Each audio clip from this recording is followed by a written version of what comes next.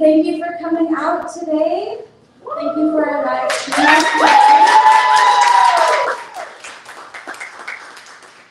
And of course, thank you, Fonda, for coming. Take this off so everyone can hear me a bit better. My name is Sesame. I work for Busboys and Poets. I'm a supervisor at our Tacoma location. I also help supervise all of the events. So for anyone who doesn't know, this is Fonda Lee. I'm so happy that you could join us here today, an award-winning fantasy author. Thank you. It's really great to be here. Thank you all for being here on a Wednesday night, near the holidays, during the pandemic. Woo! You guys are hardcore. It's like, who's going to show up? Us! Thank you. And it's so great to see all of your faces, so thank you. So you're here for DisCon, am I correct?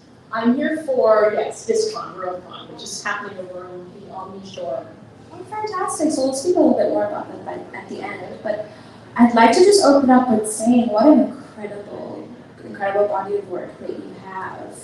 And you've gone on to create fantastic stuff. I know that before you've mentioned that you had a book in the beginning that you put out and it didn't sell, and then you went on to become this award-winning author. How did you keep that motivation going? Stubbornness? Honestly, I think to be a professional author, a large part of it comes down to stubbornness. Because you really have to believe that even if this book doesn't sell, the next one could. And you have to love it enough that you have to also be satisfied with what you're doing regardless of whether it sells, regardless of whether or not it does well in the marketplace, regardless of whether your publisher gives you another contract. So yes, a great deal of just being unwilling to quit. And I think you'll find that no matter, if you talk to a lot of professional authors, when we all start out, I've certainly had this experience, and I know other authors have. You meet a lot of people who all want to be aspiring authors, and they want to get published, and it's really the ones who don't quit that eventually end up with their books on the shelves.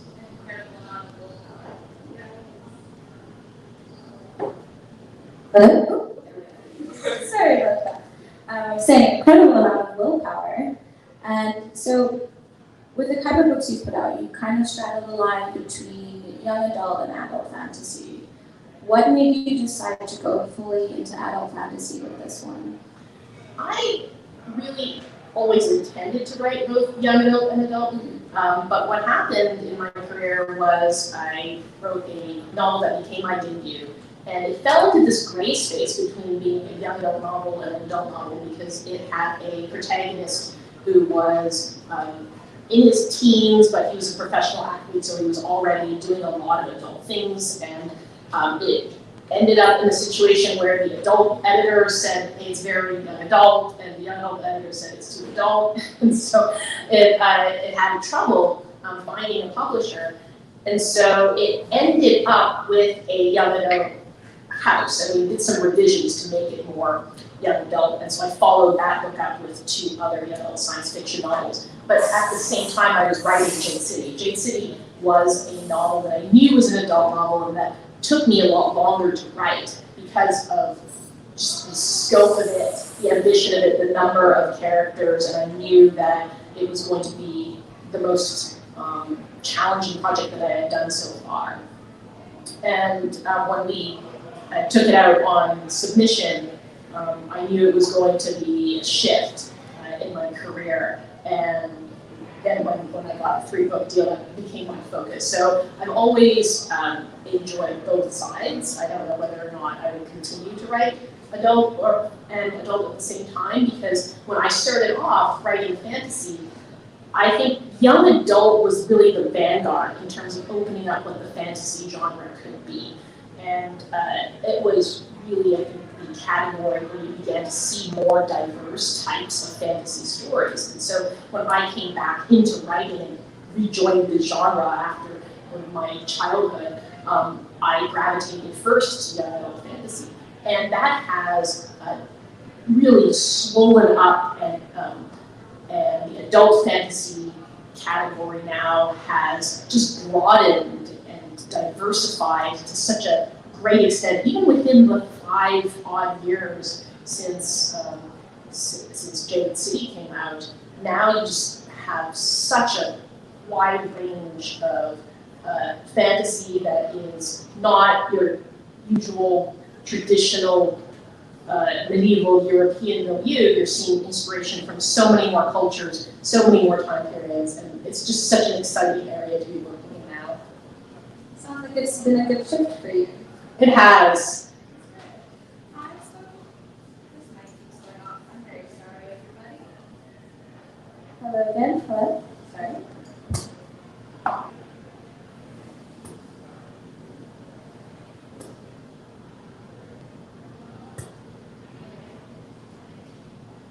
One moment, please. I'm so sorry about that. Hello. There we are. So, I was saying, I've spoken to a few women authors who've written in adult fantasy. It's all or nothing with that way. I know, it's like, okay, I'm giving you everything, now I'm giving you nothing. Okay, let's see how long it'll work for us. I've spoken to female authors.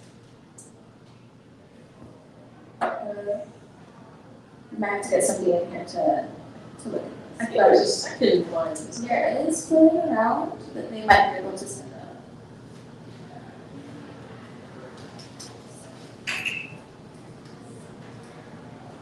Sorry everybody, technical difficulties. Always happens after sound check. We're in the era of Zoom events, so it wouldn't be an event without some technical difficulties. Ah. Hello. Yes. Fingers crossed. So, I was saying, I've spoken to female authors before who have written in adult genres, whether it's adult fantasy specifically or just an adult book, and they've been categorized as young adults. Has that ever happened to you? Yes. Yeah, I can imagine so. How did you deal with that? I mean, it is pretty unfortunately prevalent. I think that there's, as the author, the only thing you can do is correct it when you see it and try to let people know that your book is written for a certain audience. It really is it is something that you don't have a lot of control over, unfortunately. And I see it more frequently in stores where it gets misshelved, or maybe like lists where someone clearly hasn't read the books in question, they just kind of compile a list. So I do see that, and it's something that it does a disservice to both author and reader, because when you write the book, you want it to find its ideal readership, and if the book is in the wrong place in the bookstore, it may never find the reader that it's intended for. So it's honestly something that if I see it, I can correct it. I hope that people will correct it if they see it elsewhere. But yeah, I think it's one of those situations where young adult fantasy has grown so large and so prevalent that there's certain assumptions erroneously made oftentimes about female authors all writing for children, and that's like a whole other sexist thing that we don't need to unpack. Yeah, it's a whole unfortunate story. Wow. So, I've never seen The Godfather, but I know that this trilogy has been described as Godfather-esque. What sent you in that direction? Did you always have the kind of interest in mafia stories, or did it just seem like it fit what you wanted to tell right then and there? I really envisioned the Green Bone Saga as a mashup of things that I really loved and wanted to see smashed together for my own enjoyment and gratification. So part of that was more mafia stories. I love Godfather, Goodfellas, and Untouchables, all of that crime drama cinema, and also from Eastern side as well, Infernal Affairs and John Woo movies, and kung fu films and wuxia and epic fantasy, and I just kind of took it all and smashed it together into a stew that I wanted to create, feel like something that was organic and that worked together. And the thing that I've struggled with a little bit is how to describe the Green Bone Saga, because when JC came out, there were a lot of questions as to, well, is it urban fantasy? Is it epic fantasy? Is it crossover with crime fiction? And so it wasn't an easy sell when it first came out, and it really has grown just from people taking a chance on it and word of mouth. And the thing that I think the influence that came from The Godfather specifically most strongly is the family saga element, because what resonated with me most out of that film trilogy isn't the fact that it's a gangster story, it's the fact that it's a story about family. They happen to be gangsters. And that's that's sort of the influence that carried through into the vision for the Green Bone Saga, because I really did envision it from the beginning as a family saga that just happens to have a lot of knife fights. I mean, everyone's family is different. That's right. So people have this kind of, I think, especially in America, often this set idea of what a gangster story looks like. Do you know what I mean? Like, it'll be very westernized, and you decided to kind of go with something a bit different. And how was that writing that? And how did you have any pushback, did you find, from readers or writers alike? That's a good question. There were a few things that I think are considerably different about the Green Bone Saga than what people might think of when they think gangster fiction. Going into this story, I wanted to have the vibe of that the like crime drama pathos and the like violence and the betrayal and murder and assassinations. But I didn't want to write a story of cops versus robbers. So it wasn't a law enforcement type of narrative, but I could do that by setting up my own secondary world where the way that this island, this fictional island works, and their history and their culture could convey the sort of atmosphere that I wanted to create, but without like the whole criminal element of like the law enforcement cracking down on them and so on. So I basically just took the elements that I wanted out of crime drama and made them work in the secondary world of fantasy without being beholden to like how things work in real life. And one of the things that I learned when I was starting to do research for Jade City was a lot of the Asian organized crime elements like triads and yakuza. They started out as really like nationalistic secret societies or organizations. Like the triads, for example, actually were a secret society in ancient China dedicated to overthrowing foreign rule. And that actually influenced sort of the history of the Green Bone clans in the trilogy, because they came from a historical, honorable tradition of fighting foreign oppression, and they kind of carry that through in their culture, and that sort of influences a lot of the social aspects and the role that they have in the society. And like the yakuza in Japan, for example, are semi-legitimate. They have offices, they have business cards. During the earthquake, they were actually out there with like flats of bottled water and helping people out. So that I think the idea of like the organized, of like the Italian American mafia, which sort of dominates what our American idea is of a mafia story, is not necessarily the same as what you would find in other cultures. Yeah, I think it's also really great to spread out outside of the Eurocentric and Americanized view of stories, because they are very common and they are very mainstream. And there's so much else out there that's really interesting. I know that you are trained in martial arts. How long have you been doing it for? Since I was a teenager, and that's a long time that I'm not going to do the math on that. So, for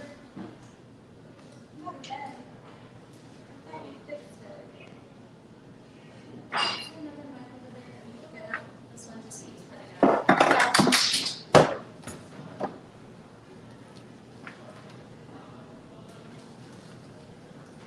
Alright, are you ready?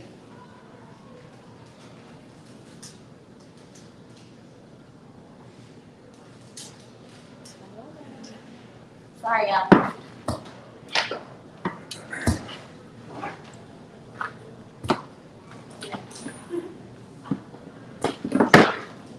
course, it wasn't doing this before.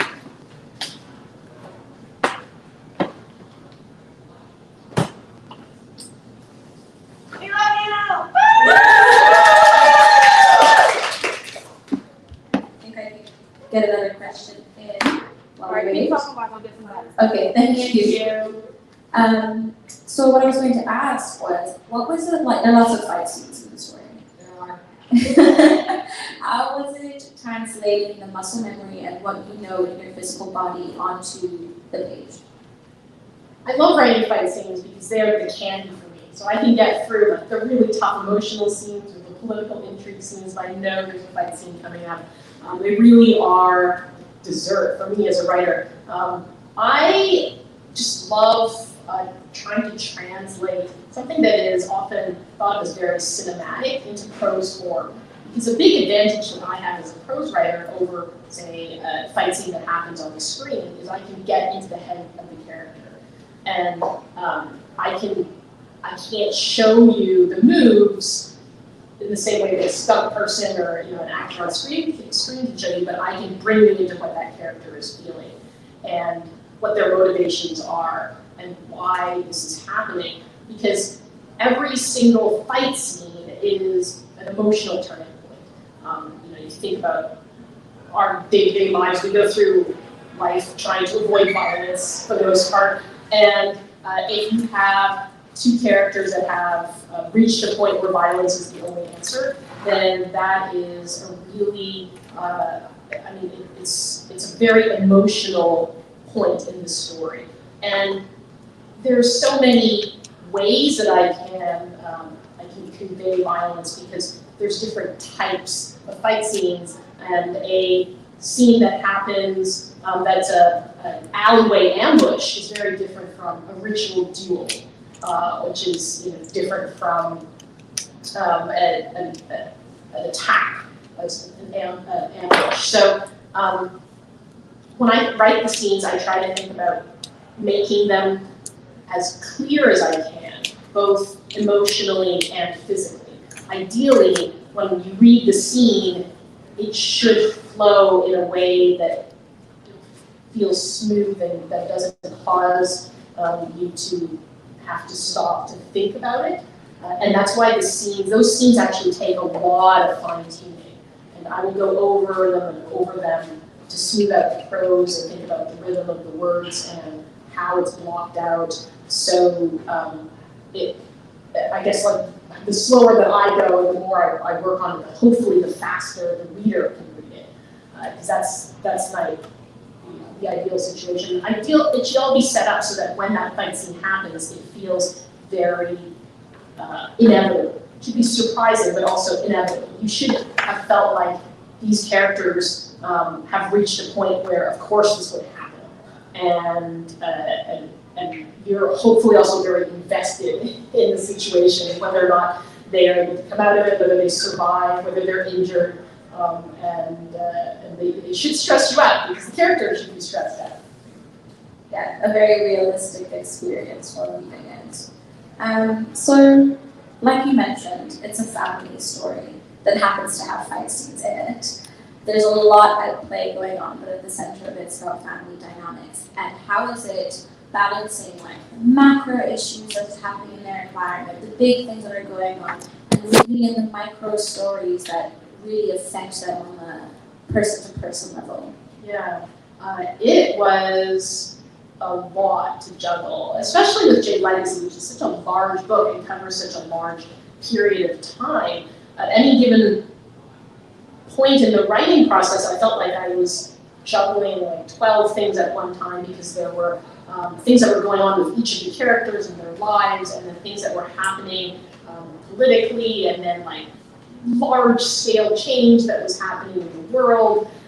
And what I always came back to was everything that happens in these books happens through the lens of this family. And there's one main character, and it's the Cole family. And each of the point of view characters is one element of that family, and balancing kind of their personal journeys with all the other things that were going on was oftentimes brain shattering. There were a lot of times where I felt like, oh gosh, there's so much to keep track of and so many elements to have to weave in.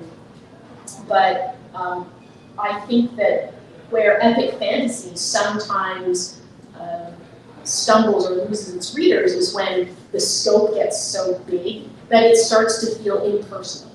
Like it's like now you've got so many nations and players and power plays, and it's so huge that it becomes almost like a mission. Like you're viewing it from such a high level. And I tried to work against that by having all of those things that were happening at a macro level still affect the characters on a very personal level. So maybe there is something going on in the world that is a larger cultural change, but it still comes down to how does it affect like this character, and everything has to sort of be seen through their eyes for it to be important to include in the story. Like you were saying, in terms of balancing things, there are a number of characters in that little family, and like you've got the siblings and the cousin. How was it? And they go with their own personalities, their own problems, their own things that they're going through. How did you make sure that each of them had their own voice? Especially in a dialogue scene, because you don't want it to seem like one person is having a conversation with themselves. I just know these characters really well by now. I feel like I've lived with them. I think that the characters do take on a life of their own. I mean, it sounds cliche to say that, but it's true. When I started writing this story, I began with relatively rough archetypes, right? Ones that we're all sort of familiar with, like the responsible eldest brother, or the black sheep in the family, like impulsive middle child. Like, those are archetypes we know, and it's shown up in stories, and they start off just having a role in that narrative. But the work of being an author and bringing those characters to life is just unpeeling that, unpacking it, and getting deeper and deeper into who these people are and what makes them tick, and most of all their relationships with each other, because that's kind of how people are defined, is by their interaction, their relationship to other human beings. And I have an advantage in that all these characters are related to each other, except for Vera. They're related to each other, and we see them interact so much that you're able to view them from different angles. One way to think of it is like if you have a 2D image, you're only seeing that image from one point of view. But if you're rendering a 3D model, you take many, many camera shots all around it, and that's what builds out a 3D image. And the characters are built out by the way the other members of your family see them. So you might have a chapter with Shay, and then you'll go into another chapter where you'll see how Hilo views Shay, how Andon views Shay, how Gwen views Shay. And so she becomes a more fully fleshed out character as a result of seeing how all the other characters interact with her. And I feel like I just got to a point where I knew how these characters would react in any given situation by dint of having spent so much time with them. Honestly, I've spent 8 years living with these characters at this point, and they all came to me in different ways. Some of them were more immediately just vivid in my mind, and others I felt like I had to work harder to sort of pull them out and understand who they are, and eventually knew them all equally well, because one of my goals going into writing this was that there was, that it would be balanced, like all of these characters would have their own arcs, and you know them hopefully all equally well. And it's been so gratifying because readers definitely have their favorites. Like, it's not like there's, one main character who's everyone's favorite. I see people get this. Are you sure? I absolutely see people, just defending their faves, and that's really gratifying to know that, like, they resonated on a level where they feel real enough that people gravitate toward them. It's just the same way that people gravitate toward people in real life. Yeah, it's like how you find a friend. I really like what you said about the 3D model. Seeing the characters from so many different perspectives definitely will make them feel more real. And as you can tell, you have very committed fans. I was on your Twitter earlier and I saw a very funny tweet you made about fans saying to you that they're going to start sending you therapy bills.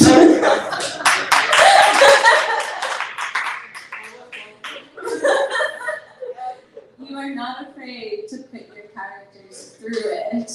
Do you ever feel like you're going through a little bit of the trauma when you're writing for them? Is it ever difficult for you to write those things? Yes. I mean, there's no trauma for the reader without some trauma for the author. But think about it from my perspective. I had to go through this trauma over a year ago, and I had no one to talk to. So I feel like it's only fair now. Let the world share everything that I went through over a year ago, during like the middle of the pandemic, or the early stages of the pandemic. So there's a lot of like gratification in traumatizing myself and then like sharing that with others. Your fans are not just committed to your story, but they're also creatively invested. I saw that someone is creating a tarot deck with fan art of your characters. How does that feel to see that interaction with people?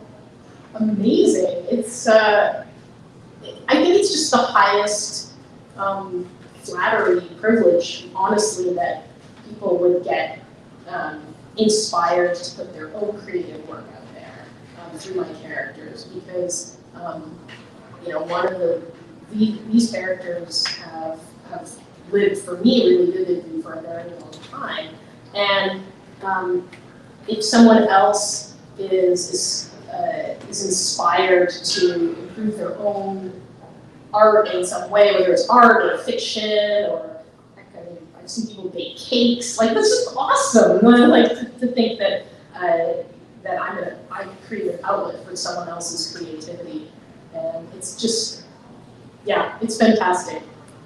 It's one of the best parts of being an author, for sure. I can imagine. So I want to go back to something you said about the timeline and spanning decades, and how was that writing a story that takes over such a vast amount of time and keeping track of everything? Difficult. It was oftentimes too large to hold in my head, and I knew what I was getting into, because when I started the Green Bone Saga, I knew that Jade City was going to be this relatively tight, contained story of John Loon and the clan conflict there, and that Jade War would expand it and become much more international, and that Jade Legacy was going to be an intergenerational story. So going into it, I knew that I was going to have this challenge. And the way that I thought about it was almost like seasons of a television show, where there's one arc over the entire show. So Jade Legacy has this overarching narrative, but I already had established the use of these interludes with the previous two books. And the interludes in Jade City were mythology to take on, and the interludes of Jade War were ancient history. So the interludes of Jade Legacy are more recent history, so that by the time you're done with the interviews with Jay Legacy, you kind of caught up to just prior previous generation of Jade City. So I already mapped that out as a structure, and I used the interviews in Jade City to delineate periods, these time jumps between periods of the narrative. So I thought of each of those sections as a TV show season where the end would still be a conclusion to that section, but would open up a bunch and still of threads that would carry over into the next season. Over those segments, they would build up to the ultimate climax. And I also had to think about how to cover those periods of time in a way that was relatively smooth, and my inspiration there was the musical Hamilton, because one of the things that Hamilton does is it tells the story of the founding of America, and it covers a long period of time, essentially Hamilton's life, and it does so by staying close to his character. So you might have a musical number where Hamilton is singing about his son, and then the next musical number, time has passed because his adult son comes onto the stage, and you sort of you fill in the context. And the reason why you're willing to cover that amount of time is because you're attached to him as a character and to the people around him, his wife and her sisters and his son, and that's how I hope it works in Jade Legacy. That even though you have years where you don't see what happens, you rejoin characters later on, and you understand some time has passed because there are contextual clues. Maybe now there's a fax machine. Maybe the kids come in the room when they're older. Maybe now someone has a flip phone, and you are willing to catch up on what's happened in that interim, because it's like sitting down with an old friend that you haven't seen for a while because of, say, a global pandemic, and you go have lunch with them, and their hair has changed, and they're at a new job, and now they have, now they're married or whatever, but you're still friends because you knew them before, and you come back to them, and you're going to catch up on what's happened to them in the interim. That's a wonderful way to look at it, like the character of your friends that you're coming back to. I really like that. You mentioned that sometimes it was too big to keep all in your head. I can imagine also that the world in itself, we often associate fantasy with, like I was saying, for the Eurocentric kind of things and the medieval kind of time period. Even though this is not in that time period, it's still its own world. How has that world building process been for you? I'm kind of a world building addict. So I love getting into the nitty-gritty of the world in a way that maybe seems a little masochistic, because I end up doing things like writing a travel guide to the city, and naming the luxury cars and the streets and the restaurants, because I do want it to feel like a place you could visit. And I like to imagine that readers think that they can, get on a plane, go to John Moon, and walk down the street, go to the Twice Lucky, and get the crispy squid balls. And and I think that part of the joy of world building is creating those textural details, that sense of verisimilitude, where it's a different world, but it feels like it could be part of our world. And the specificity helps with that, the naming of things, the fact that John Luners have a name for the drizzly months, the northern sweats, the relay ball, the dishes that are served at different restaurants, the slang that people use when they're talking to each other. And all those little details are just parts of daily life that we take for granted, but that as an author I think about, because part of making the world feel real is making it feel lived in. And all those little things like daily commerce and media and like the movies that they're going to watch add to that. I like, if nobody, I put in like the Fast Fists and Black and Green and Two Black, Two Red. I have movies in my Jade Legacy, and if someone does not like write me a fan fiction script for one of the movies, I'm going to be a little bit disappointed, honestly. Guys, it's a challenge out there for everybody, just letting you know.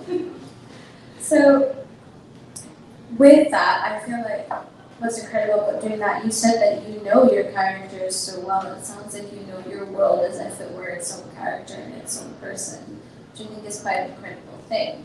What kind of research went into creating this world that so many people have fallen in love with? I think one of the challenges of creating John Moon and KCON was creating a secondary world that felt Asian, but was not a specific place in Asia. You couldn't recognize as being a place. So I didn't want it to be fantasy Hong Kong or like fantasy Japan or fantasy China. It had to be its own thing because they have magic jade and nowhere else has magic jade. So the fact that they have magic jade would have influenced like everything about this place from its origins on up.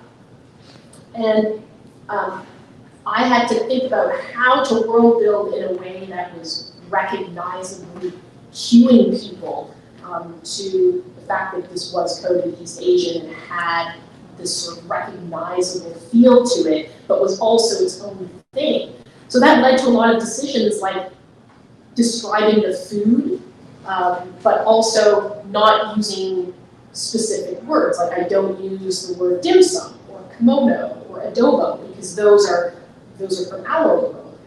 And so I would like come up with a new word for say the honor code that they have, Aisha, which isn't a real word, but it sounds like it could be a real word and is very specific to that, to KCON and to that make-believe world. So a lot of the research that I did was looking at things broadly and researching things broadly, and then like finding common patterns and distilling it down. So I studied, for example, the maps of a whole bunch of Asian cities. I looked at like the map of Hong Kong and Taipei and Tokyo, and tried to get a feel for some of the common patterns or things that were cool about those cities that I could then port over and distill into like a completely different city. And that happens a lot with the historical elements in these stories too, where there are absolutely historical analogs to this world, including like the Cold War, but obviously it's a different war in this world. And I would do research to get a sense of how I could take things from the real world, but twist them in this world so that they fit into the story in a way that felt like relevant to these characters and to the fictional country that they live in. And it's very nice that you also took fantasy out of that medieval time and modernized it a bit. What made you choose that time period? A few things.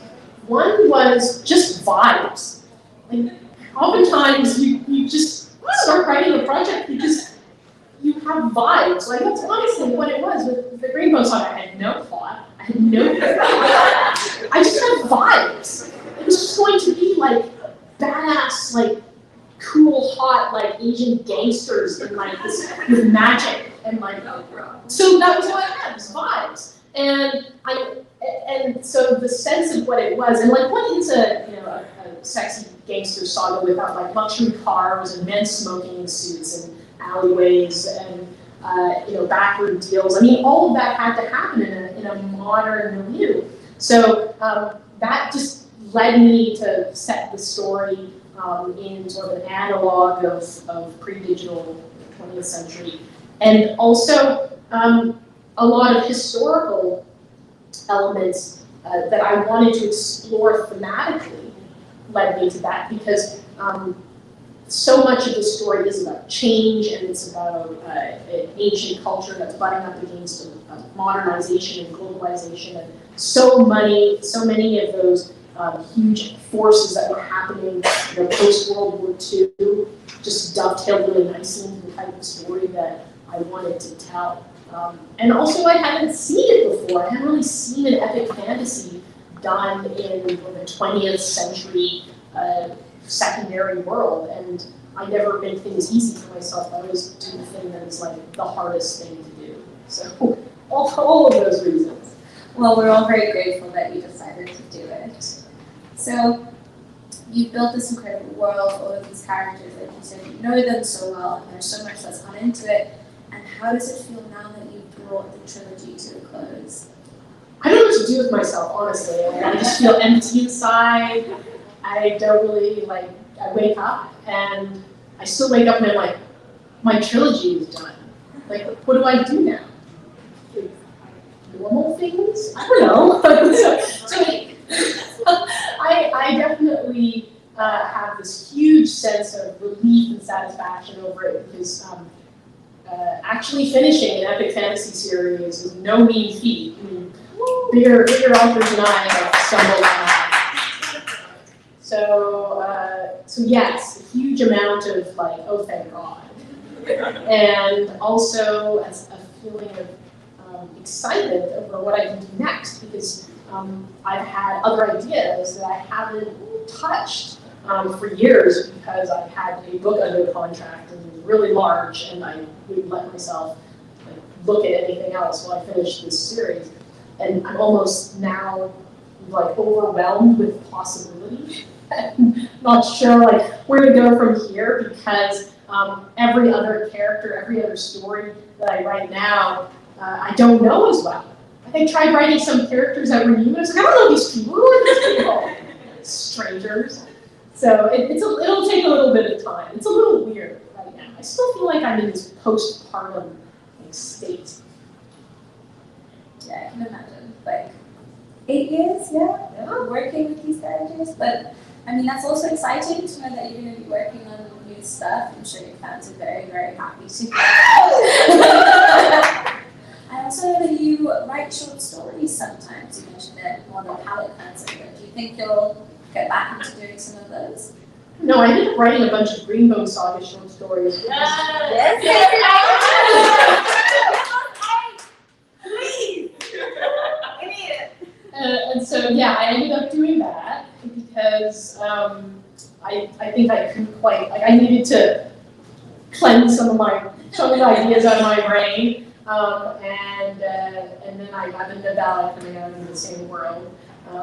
So I did really enjoy doing some of the shorter things because they did have the pressure of a novel, right? I didn't have to make those little short stories fit into this grand scheme of a novel. I could just do them because they were fun. That's pretty much the only reason.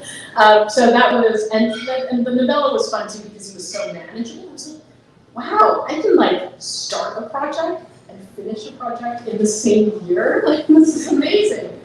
So, but now that I've done those, I definitely have my eye on another big series. It's just gonna need some time. I can hear a lot of excitement in the audience about that. So we've spoken a lot about how much work goes into something like this.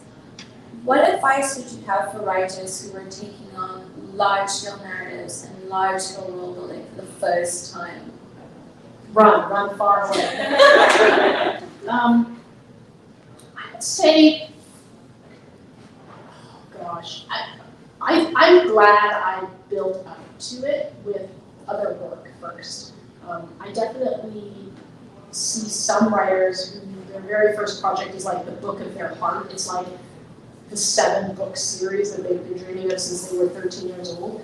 And that can be a really hard way to try and break in because what your idea is of what this could be is so far above what your current skill level is. So I think that you need to practice first.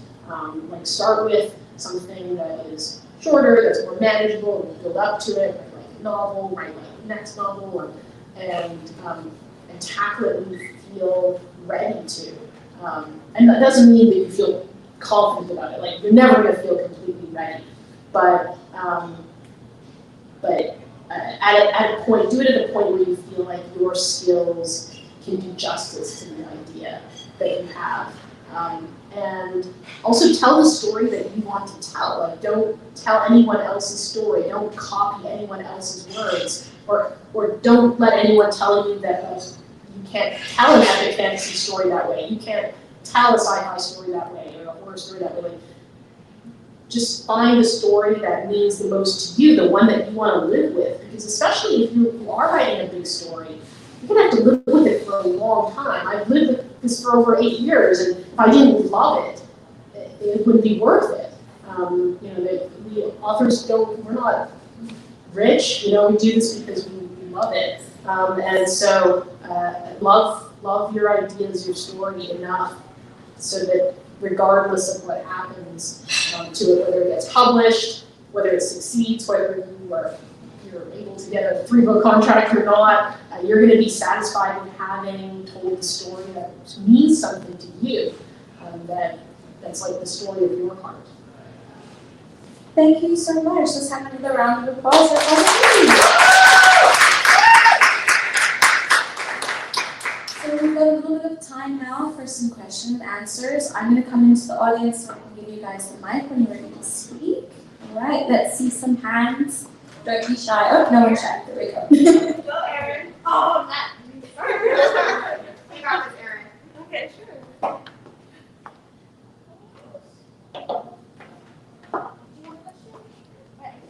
Go ahead.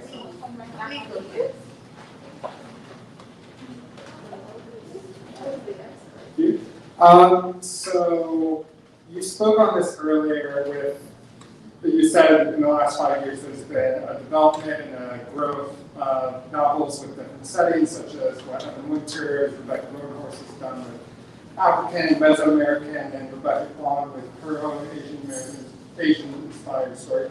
So my question is, and not that you would have to write it, but is there an era of history, an empire, a particular event you would like to see an author, whether it be yourself or someone else, tackle?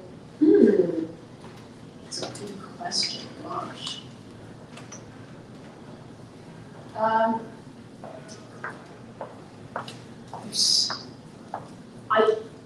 I feel like there is, I personally love fantasy that is set in more modern time periods. I love seeing like fantasy that is set in post-industrial time. So I'd love to see more of that. Like I think of like Robert Jackson Bennett is like a good example of more like industrial age, more closer to modern epic fantasy. So I enjoy that. I think that there's still a ton to mine from Southeast Asia as well. I would love to see some more from there. But like honestly, I wouldn't offer anything. I just am glad to see so much variety out there.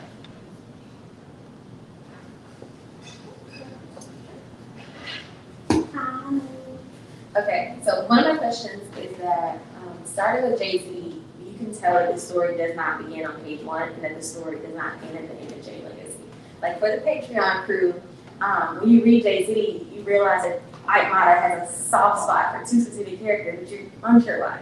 And so you realize that the relationship with her and Andon is a bit different from her relationship that's a bit more antagonistic with every single person in the story. If you get that short story, you know why that is. So how as an author do you decide where exactly to start the narrative and what things to take out, even though they already in your mind and in this world, they've already happened and they already exist? Okay, question. Wow, that was a great question. It's a lot of intuition based on what's the main narrative, what's the spine of the story, and what you're trying to tell. Because you could go on forever. Like each of these characters, I hope, has more to them than what is on the page. And there's a ton of secondary characters, especially in Jade Legacy, where if I like absolutely let myself go wild, I could have a whole sub-adventures and spin-offs with some of these secondary characters. So the only thing that I can say is I had to kind of focus on, okay, what is the main story, and does it advance the narrative? Does this chapter change something about like the main conflict? And if it doesn't, then it can't belong in the book. Like I could have had, a whole chapter with, Lo Jin and like what he's doing as Horde. I could have, Jaya's adventures in Wukong. Like there's so many things that can be done, but the spine of the story is this generation, this family, and the conflict between the mountain and no peak, and that has to kind of be my focus. And then it's really a judgment call on what to include and what not to include. And of course, there's some element of like, what do I need to do for readers to understand this character and their motivations that has repercussions or affects other things later on in the story. And also, honestly, I deliberately leave some stuff out because I think a story feels artificial if you put too much down on the page and tie up every single thread. Because if you think about the story that you could tell about any human being in real life, how you would judge them kind of does depend on where you begin that story and where you choose to end that story. I've heard somewhere someone say that like the difference between a tragedy and a comedy just depends on where you choose to end the story. And I think that's kind of, with these characters, I have to choose like where do I begin, where do I end, and the arc of the story really is kind of like this dynasty, it's like the backstory of Mata and like Vaughn when he became Pillar and like their grandparents is all there, but it's implied. And what happens after Jane Legacy is also all there, but is implied. And I have to leave a little bit of room for the reader's imagination so that it feels real, so that it doesn't feel like it's artificially beginning or ending.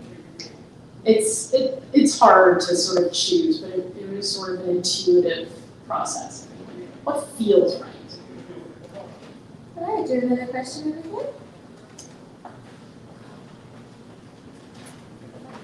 So I just want to say you're really one of my favorite female characters ever. So just wondering, in this book series set in patriotic war, have you really managed to make when Mata and Shay all stand out? Like, they're all living this patriotic war, but like they're still so I don't know, like strong in their own way. They all have their own path that they chose, and it's just, how did you make that choices? I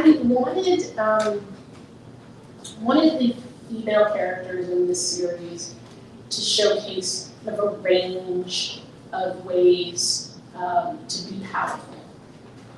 And I think that there's oftentimes, especially in like mafia stories, the female characters are either they're not there, like they're completely absent, or they're very passive, like they're the mob wife, or they're victims that exist to like motivate male characters.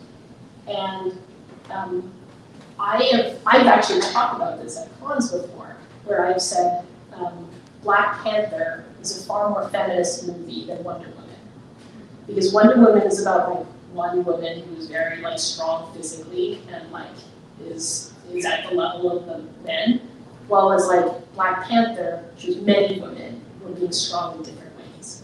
And that was the model that I wanted to create with Green Bone Saga, where Wen is very motivated, determined character who has no Jane powers and has soft influence and is powerful in a different way than Mata, who's a strong woman who like just gets her way through sheer willpower and being forceful and like just dominating, compared to Shay, who's has to leaves and brings her experience from overseas back to the family, who's initially reluctant but has to find her own way to lead and be powerful. So that was kind of my philosophy going into it. And of course, like all of these women have a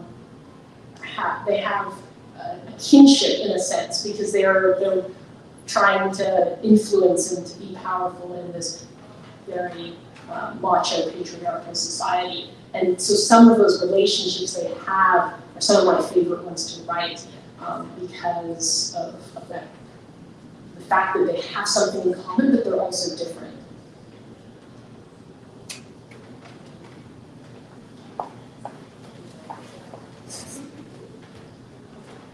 Hello? Oh, Jesus, hello. Well, I was loud without the mic. Hi, Bono. Really quickly, I wanted to know, you mentioned that your recommendation for aspiring writers trying to enter into or trying to start this type of epic fantasy should allow room for growth. And I was curious if you could talk about your own growth as a writer, even just throughout this series. And because we see the growth of these characters, right, on this page, and I'm curious how you reflect on your growth as a writer, how that was also kind of illustrated on the page, and then even if there are things that you reflect for the first two books that you're like, ooh, I would do that different. It's hard for me to imagine what I would do differently because the books are done, and once they're done, it's hard for me to imagine them being any other way. But this series was absolutely a huge growth journey for me as a writer because Jade City felt really ambitious when I began it. And then when I started writing Jade War, I was like, holy hell no, like this is way more ambitious. And then when I started writing Jade Legacy, I was like, no, this is way harder than anything else I've ever written. And I felt like with each of these books, because of the amazing reception that they got, the pressure came on to like do it bigger and better with like each subsequent book. So I was constantly, it was like doing a pole vault, and then you're like, huzzah! And then like you see the next like bar is gonna raise another 6 feet, and then you're like, all right, and then you try and vault over that one. So each book came with such new challenges, and they taught, each of them taught me something really different. Like Jade City was I think the book that like really taught me character, because each of my previous books had been single POV characters, and I knew Jade City was going to be a different beast, and I really I really became a character writer in Jade City in a way that I hadn't been before. And then Jade War had me juggling a lot of separate narratives, and it was the first book that I wrote that I could not write sequentially, because there was a whole story with Andon off in Espenia, and I couldn't just write like chapter 1, 2, 3, like go on like that. It would be hard for me to hold what was going on with these characters by moving chapter by chapter. I had to write like a whole bunch of Andon scenes in a row, and then like a whole bunch of hero scenes in a row, a bunch of Shay scenes in a row, and then figure out how to stitch them together so that they like worked chronologically. It was kind of like, it was kind of like Godfather Part 2, where you've got whole sections that happened in the past with Vito Corleone and stuff that's happening in the present with Michael Corleone, and it's all being filmed like at one go in one location, and then in post-production you've got to figure out how to separate like the scenes and like restitch them together so it makes this cohesive whole. So Jade War was a whole different challenge in that way. And then Jade Legacy had the whole, how do I tell a story on a grand scale and keep these make these characters basically go through their lives in a way where they're changing but also staying essentially the same. There's still something about them that is still them throughout the whole story, but they're also going through so much growth. And yeah, I mean, I've had readers say they feel like they aged 20 years reading Jade Legacy. I feel like I aged 20 years writing the books, so I think it's fair. But yes, these books really, each one taught me something very different. And that's what I love. I love when a book challenges me on a craft level. I'm like, I'm not just writing a book, I have to like relearn how to write because of this book. All right, do. Oh, right here. Hi, Fonda. Hello. So this whole series is phenomenal. And I'm wondering, so one of the things that I love is that you gave us so many characters who are morally gray, except for Barrow. I think we all agree that he's trash.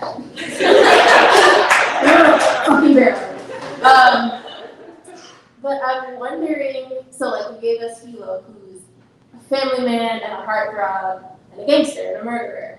And you gave us Aimada, who's the villain of the story, but then you're also like, is she really wrong for wanting Picon to be under She makes points. Right, like, she's got some points. So I'm curious to know like what that process was like, making characters where like no one is the standout hero, or do you see anyone in the story as like the hero of the story? I just try to write characters that feel human, honestly. And my characters get described as morally gray a lot, but I don't really think of them as morally gray. I think of their society as morally gray. Right? Like what I do is I put the characters in these pressure cooker situations because I'm a sadist like that, and make them have to make choices that are really difficult. And I don't need you to agree with what they're doing. I need you to understand why they're doing it. And if I've done my job right, you're gonna have moments where you're like, you don't agree, or like you can't believe that these characters are acting in a certain way, but you get it, like you get what brought them there. And I like to put characters in situations where they have to do the thing they don't want to do, right? Like a lot of these characters don't want to do the things they have to do. Circumstances force them into these positions of leadership, and they're stuck between rock and a hard place oftentimes, or their decisions from the past catch up with them. And I just want them to feel like human beings. And if people are divided in their opinions, like if there's characters where the character's got fans and haters, that just means that I did my job right, because nobody in our world in a position of power like that, like, none of us could be clan leaders without like some serious controversy, right? So I think that yeah, I want the contradictions of like each of these characters just feel really real, feel like they're real human beings. And I kind of try to like take myself out of the story almost. Like ideally, I like lift my own moral judgment away, and I just tell the story, and I let readers, come down on it as they will. Oh, next question.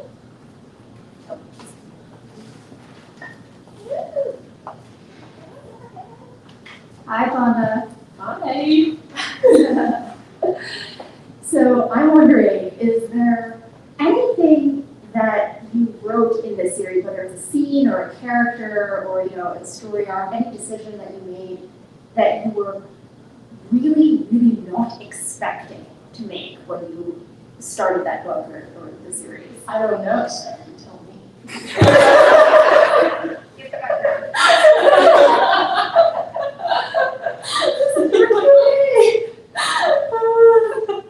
My editor.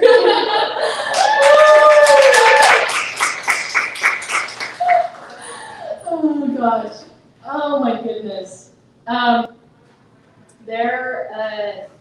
Okay, well, I have mentioned this before.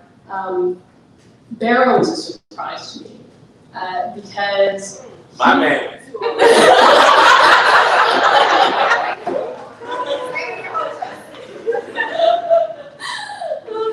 So Barrow was a character that I did not anticipate being as important as he became, because he was initially a tool for me to enter the world.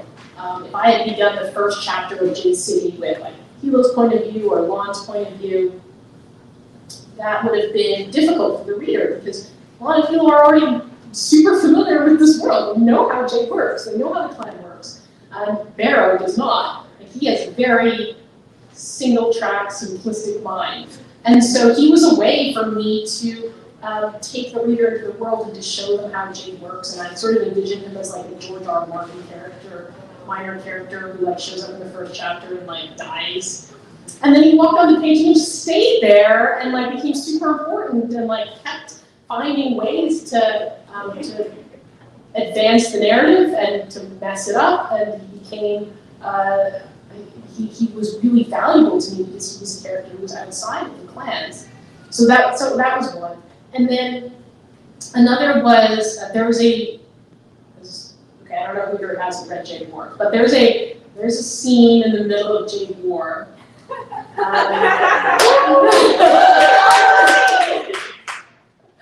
That I did not have in the outline or even in the first draft. And now it's impossible to imagine that book without that scene. But at the time, I felt like there was something missing in sort of the middle of the book. I had an outline going, and I had this trip up to Seattle that I drove up with a writer friend of mine, and I was just complaining about my manuscript like the whole way there. She was very kind. And I just was whinging about my manuscript and how like, it feels like there's something missing because like you don't really know what I feel like you don't really know what Imad is doing, and I know she's doing something. She can't just be doing nothing. I know she's smart, and like she's smarter than me. What's she doing? And like I know, and there was stuff with Shay that was going on, and I was like, it feels like she's getting off too easy. And anyways, I just complained about a whole bunch of things. And out of that car ride, I was like, wait, I can solve like so many of these things with one brilliant master stroke. And so that's how that scene happened.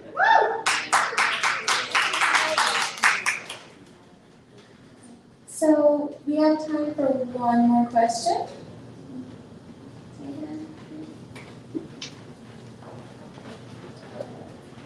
Hi again. So this question is actually from my Twitter. I asked my followers, like, if that question for what would be. And so one of the questions was, why did you make Lon unable to swim?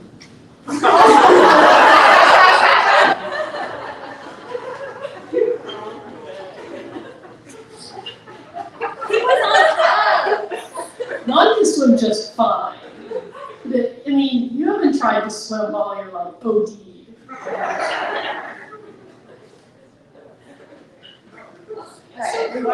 Yes, we can put it on one.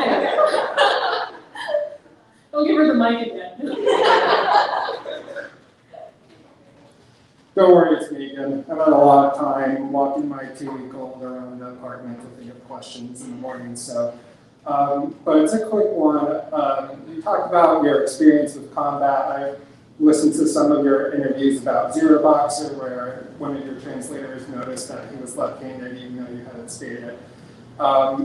What do you think is the best piece of advice for new writers to learn about combat? And I also think try to get back on.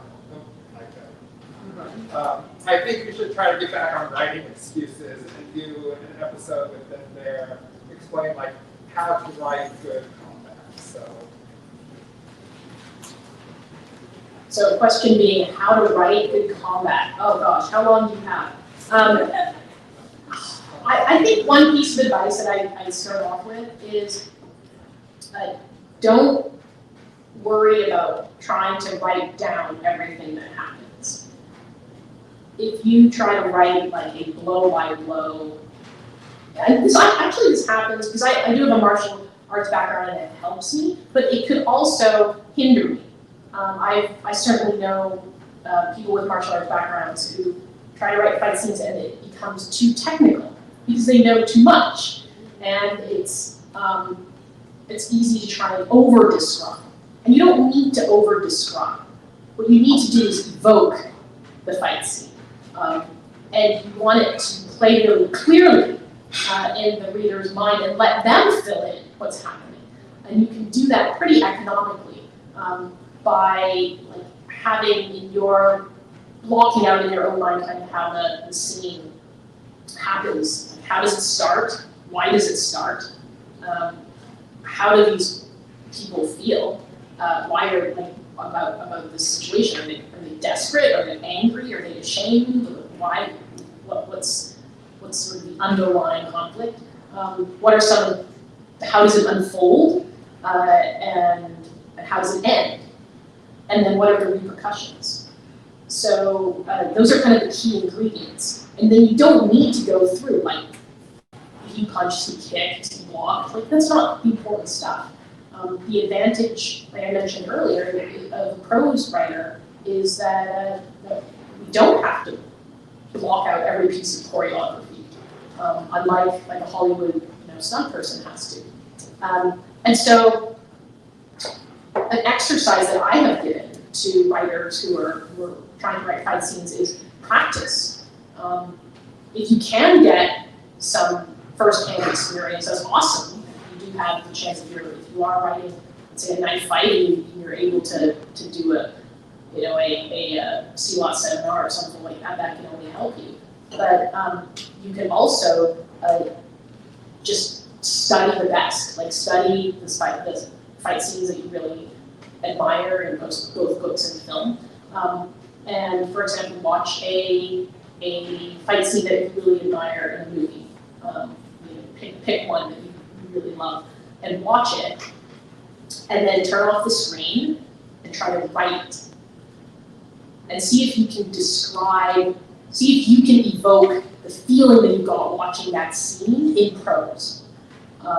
Because you won't be able to write every move. But hopefully you can, you've watched what happens, and you can use the tools that you have as a prose writer to evoke that same feeling and the clarity of it in a reader's mind. All right. Well, there it goes again.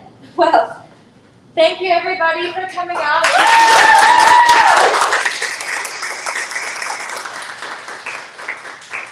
So we will be having some book signings here. We also have the entire trilogy available for purchase, as well as Jade Legacy.